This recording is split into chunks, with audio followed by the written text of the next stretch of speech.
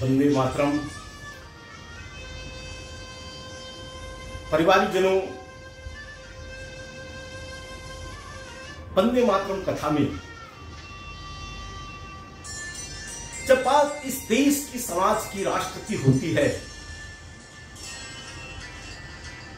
तो कहीं ना कहीं मन में ये भाव उत्पन्न होता है कि भारत हमारी मां है, हम इसकी संतान हैं, यह हमारा देश है। और यह भाव पुरातन है, चिरातन है। कहते हैं यह देश सनातन है, तो इसकी परंपराएं भी, इसकी संस्कृति भी, इसके भाव भी कहीं ना कहीं सनातन हैं, जो दुनिया में नहीं है। जब सर्वे भवन्तु सुखिनः सर्वे सन्तु निरामया सर्वे भद्राणि पश्यन्तु मा कश्चित् दुर्भाग् भवेत् का भाव दुनिया के किसी भी पंथ में, किसी भी संप्रदाय में खोजने पर नहीं मिलता है। यह हिंदुत्व ही है, यह सनातन परंपरा ही है जो इस प्रकार का भाव रखती है। और इस प्रकार का भाव रखने के बाद भी अनेक भाषा भाषी लोग, अनेक पंथ संप्रदाय के लोग यहां रहते हैं। सैकड़ों यहां भाषाएं हैं, बोलियों की संख्या तो गिने ही नहीं जा सकती है। उसके बाद भी राज व्यवस्था भी अलग अलग थी। अनेकों राजाओं ने एक साथ इस भारत भूमि पर शासन किया है। सबके अपनी अपनी विशेषताएं थी, सबके अपने अपने भाव थे, लेकिन वह जो भाव दुनिया भर के जो राष्ट्र की संकल्पना है, दुनिया भर के जो नेशन की संकल्पना है, वह भौगोलिक है, वह राजनैतिक है। लेकिन भारत की जो वह संकल्पना है, वह सांस्कृतिक संकल्पना है, वह भाव है मां का, वह एक परिवार का भाव है, जिसको हम वसुधैव कुटुंबकम कहते हैं। यह वसुधा और इस पर रहने वाले लोग हमारे कुटुंब के हैं, हम सबका कल्याण चाहते हैं और हम सबका कल्याण चाहते हैं। इसकी जब परिभाषा दीनदयाल जी ने कहा तो कहा कि हम एकात्म मानववाद की कल्पना को लेकर के चलने वाले लोग हैं। हम केवल मनुष्य की बात नहीं कहते हैं, हम व्यक्ति, परिवार, समाज, राष्ट्र, विश्व और सृष्टि तक के मंगल की कामना करते हैं। हम कहते हैं कि प्राणियों में सद्भावना हो। केवल व्यक्ति के सद्भावना की बात नहीं करते हैं, केवल व्यक्ति के, मानव के कल्याण की बात नहीं करते हैं, तो प्राणियों में सद्भावना की बात करते हैं। सबको जीने का अधिकार है, जियो और जीने दो की बात होती है। अद्भुत है यहाँ की संस्कृति और अद्भुत है यहाँ का मातृत्व भाव। जब वंदे मातरम हम कहते हैं तो यहाँ की मातृशक्ति को हम प्रणाम करते हैं। सुजलाम सुफलाम मलयज शीतलाम सस्य श्यामलाम मातरम वंदे मातरम। यहाँ की नदियों को हम प्रणाम करते हैं, नदियों को मां का दर्जा देते हैं। गाय हमारी मां है, तो जिससे भी हमको कुछ मिलता है, जिससे भी पालन पोषण होता है, ऐसे लोगों के प्रति हमारी श्रद्धा है और उसको हम मां का दर्जा देते हैं। और उस भाव को लेकर के, यानी इस सृष्टि में सबसे अगर कोई रिश्ता है आत्मीयता का, वह मां का रिश्ता होता है। जब भी कोई वेदना होती है तो मां निकलती है मुंह से। और बाप से भी वही जुड़ाव रहता है। चाहे पुत्र हमारा जहां भी रहे, जैसे भी रहे, वह कुशल से रहे, मंगल से रहे, सबके सुमंगल की बात। और ऐसे में आज जब दुनिया में रहने वाले तमाम लोग, एकेश्वरवादी लोग, जिनका एक पुस्तक पर विश्वास है, जिनका एक ईश्वर के ऊपर विश्वास है, वह कहते हैं कि दुनिया में मेरे सिवा कोई दूसरा ना रहने पाए, तो भारतीय चिंतन उनको चेतावनी देता है। भारतीय चिंतन कहता है कि नहीं, सबको जीने का अधिकार है, सबको अपने पंथ संप्रदाय के अनुसार अपनी आराधना करने का अधिकार है, लेकिन मानवता के भाव से, मातृत्व के भाव से हम एक हैं। आपके लिए होगा, आप किसी पंथ को हो, आपके लिए गंगा नदी होगी, गंगा दरिया होंगी, लेकिन हमारे लिए वह मां है, मां गंगा है, उसको हम अपवित्र नहीं होने देंगे, उसको हम प्रदूषित नहीं होने देंगे, ऐसा हमारा भाव रहता है। इस तरह से हम उसकी पूजा करते हैं, क्योंकि वो करोड़ों लोगों को अपने जन्म से अन्न देती है, भरण पोषण करती है, तारती है गंगा, इसलिए वो मां है। इसलिए उसके साथ अगर जल जैसा व्यवहार, दरिया जैसा व्यवहार, नदी जैसे व्यवहार अगर आप करेंगे, तो हमारे लिए तो सभी जल स्रोत पूज्य है, वरुणदेव है। आपके लिए वह दरिया होगा, उसको जल को प्रदूषित करने का काम आप कर सकते हैं, लेकिन हमारे लिए तो वह मां है, हम मां के साथ अन्याय नहीं होने देंगे। यह भाव है भारतीय चिंतन में।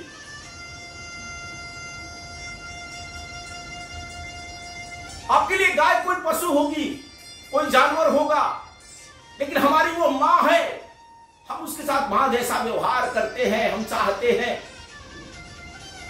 कि हमारे यहां तो हिंदू संस्कृति में कहते हैं कि जब जब भी हम आफत में पड़ेंगे, गौ माता हमें उद्धार करेगी, बैतरणी पार कराने की हमारे यहां बात होती है। इसलिए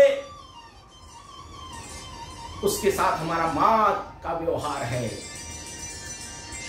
इसलिए जब उसको, हमारी जो जिसको हम मां मानते हैं, उसको आप कष्ट देते हैं,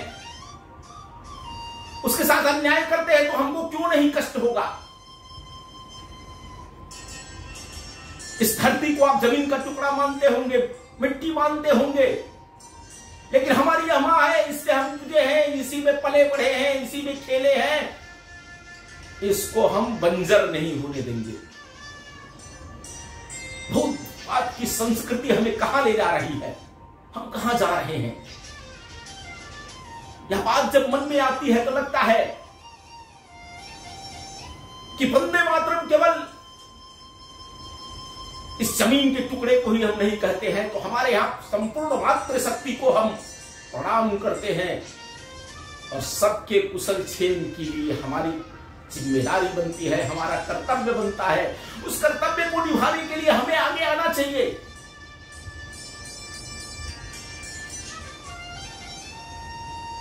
यह बात दुनिया के लोग नहीं समझ सकते हैं, क्योंकि वो एक सांचे में ढले हुए लोग हैं, एक परंपरा में ढले हुए लोग हैं। उनके मन में अहंकार है कि हमारा ही धर्म ठीक है, हमारी ही कार्य पद्धति ठीक है, हम जो सोचते हैं वही ठीक है, से इस दुनिया में रहना नहीं चाहिए। उसको चाहे जैसे हमको परावर्तन कराना, जैसे भी उसको हमको धर्म परिवर्तन कराना पड़े, एन केन प्रकारेण जैसे भी हमको अपने साथ लाना पड़े, उसके लिए हम प्रयास करेंगे।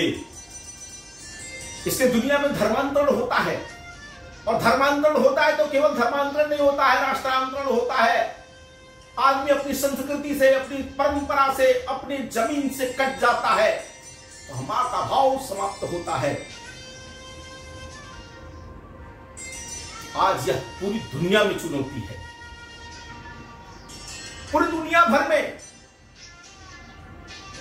मातृशक्ति के ऊपर संकट है। धरती माता के ऊपर जिस प्रकार से प्रयोग हो रहे हैं, रासायनिक प्रयोग जिस प्रकार से हो रहे हैं,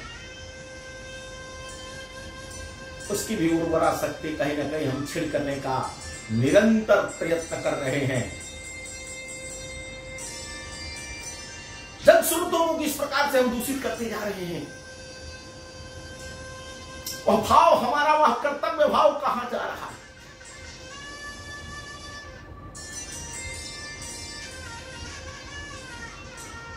गंदे जल को हम जिस प्रकार से नदियों में प्रवाहित करते हैं,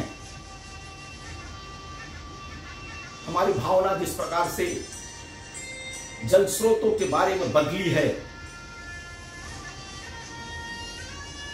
यह भावना मातृशक्ति का अपमान है। और मातृशक्ति की जब हम बात करते हैं तो गौरी की बात क्यों नहीं हो सकती है। यानी जिस प्रकार से दुनिया भर में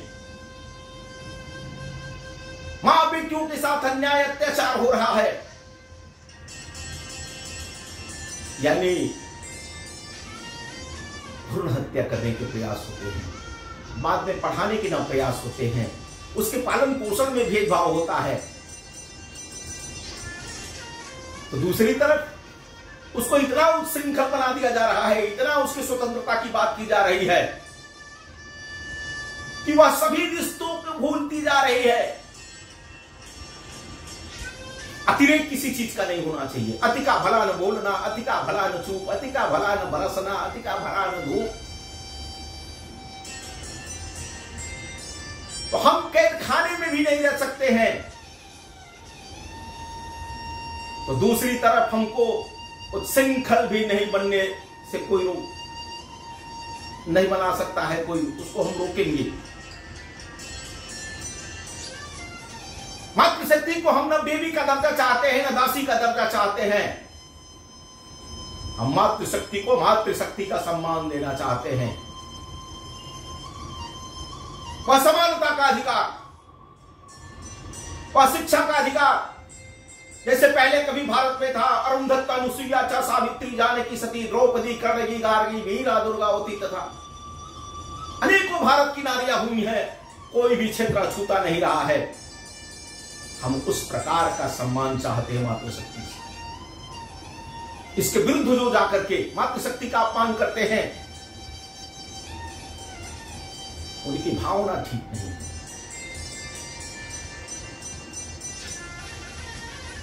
हम जब वंदे मातरम कहते हैं तो गीता की बात करते हैं, गंगा की बात करते हैं, गायत्री की बात करते हैं, तो सबके मंगल के लिए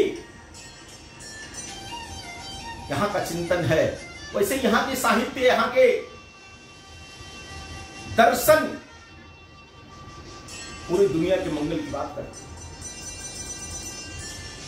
व्यक्ति को कैसा होना चाहिए, मनुष्य में मनुष्यता कैसे रहनी चाहिए, जिससे बहन बेटियों का हम कभी अपमान न करें, जिसे हम कभी जल स्रोतों का अपमान न करें, उसको दूषित न करें। यह भाव होना चाहिए। नहीं तो मां के बिना यह सृष्टि चल नहीं सकती है। मां की वंदना करना, मां की आराधना करना हमारे यहां संस्कृति रही है, परंपरा रही है, और कोई लादी हुई परंपरा नहीं, अंदर से निकलने वाला वह भाव मां के प्रति, वह भाव आप कल्पना नहीं कर सकते हैं ना। क्योंकि आज जिस प्रकार से बच्चे पल रहे हैं, भागदौड़ की जिंदगी में जिस प्रकार से मातृत्व के धर्म को माताएं भी नहीं निभा पा रही हैं, और जिस प्रकार से बच्चों की दूरी बढ़ती जा रही है, पाश्चात्य के देशों में जिस प्रकार से पुरुष और स्त्री के संबंध हो रहे हैं, अनेकों बच्चे एक प्रकार से हो रहे हैं जो मां और पिता के उस प्रेम, स्नेह, दुलार को कभी पाए नहीं हैं। वो इस मां के भाव को समझ नहीं सकते।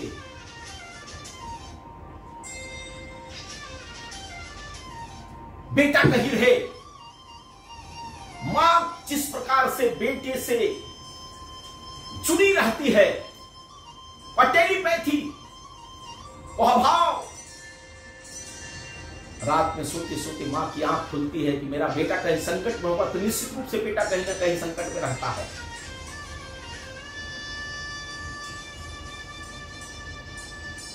आज चुनौती है मातृशक्ति पर, पूरे विश्व में चुनौती है, पूरी सृष्टि में चुनौती है। और इस भाव को समझने के लिए मां की वह ममता को, मां की उस प्रेम को, मां के उस स्नेह को, उस अनुभूति को हृदयंगम करना पड़ेगा, समझना पड़ेगा। एक मां कैसे अपने बच्चे का पालन पोषण करती है, अपने कड़कड़ाती रात में भीगे पर सो करके, रात को कई कई बार जाग करके उस भीगे हुए वस्त्र को बदलती है, नींद भी पूरी नहीं होती है। और केवल यही नहीं, तो प्राणी मात्र की जिस प्रकार से बात है,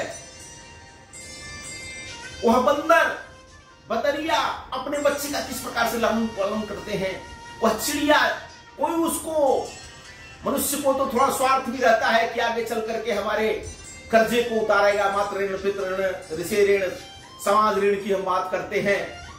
लेकिन वह जीव जंतु जो अपने बच्चे को किस प्रकार से पालते हैं, पोसते हैं, यह हमारा कर्तव्य है, यह मां का कर्तव्य है। लेकिन मां के भी बारे में हमारा क्या कर्तव्य है, इसको आज समझने की आवश्यकता है। नहीं तो ये अनाथालय बढ़ते जा रहे हैं, वृद्धाश्रम बढ़ते जा रहे हैं। कोई भारत में वृद्धाश्रम की कल्पना थी क्या?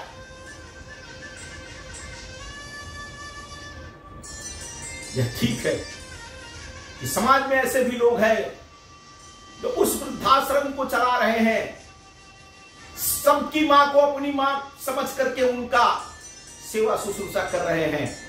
लेकिन ऐसे भी लोग हैं जो अपनी मां को उस वृद्धाश्रम में छोड़ आते हैं। इस देश से, इस तरह से वृद्धाश्रम समाप्त होने चाहिए। मां को अगर हम देवी मानते हैं तो उसका स्थान देवालय में है, और घर एक मंदिर है। उस मंदिर में पूरा कुटुंब रहेगा, पूरा परिवार रहेगा, तभी वह मंदिर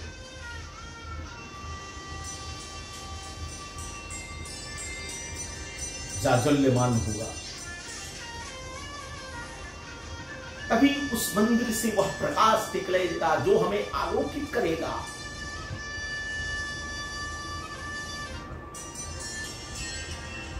तो वंदे मातरम की आराधना करते समय यदि संपूर्ण मातृ शक्ति की आराधना करनी है, और जितने भी प्रकार की समाज में चुनौतियां हैं, उन चुनौतियों से लड़ने की शक्ति उस मातृशक्ति से अपने को मिले, इसके लिए हमें प्रयत्न करना है, इसके लिए हमें आराधना करनी है। वह शक्ति है, वह मातृशक्ति हमें शक्ति देगी, जिससे हम इस समाज की तमाम प्रकार की चुनौतियों का मुकाबला कर सके, और सर्वे भवन्तु सुखिनः का भाव समाज में पूर्ण हो, सुमंगल की संकल्पना साकार हो। चंदन है इस देश की माटी, तपोभूमि हर ग्राम है, हर बाला देवी की प्रतिमा, बच्चा बच्चा राम है। उस राम राज्य की संकल्पना साकार हो।